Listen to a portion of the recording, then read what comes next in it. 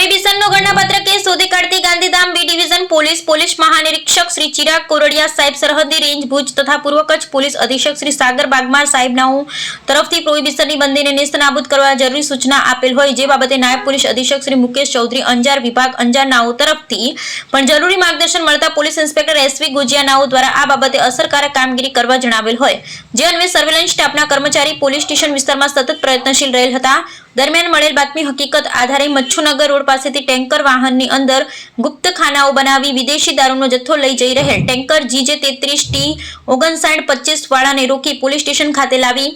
તેના તપાસ કરતા ટેન્કર વાહનની અંદર ઓઇલ ભરવાના ખાનાઓમાં અલગ અલગ ગુપ્ત ખાનાઓ બનાવી વિદેશી દારૂની પેટીઓ છુપાવી રાખેલ મેળો આવતા તમામ વિદેશી દારૂની પેટીઓનો મળી આવતા તમામ વિદેશી દારૂની પેટીઓનો જથ્થો કબજે કરી પકડાયેલ ટેન્કર ચાલક આરોપી તથા વિદેશી દારૂનો જથ્થો મોકલનાર તેમજ વિદેશી દારૂનો જથ્થો રાજસ્થાનથી અહીં મંગાવનાર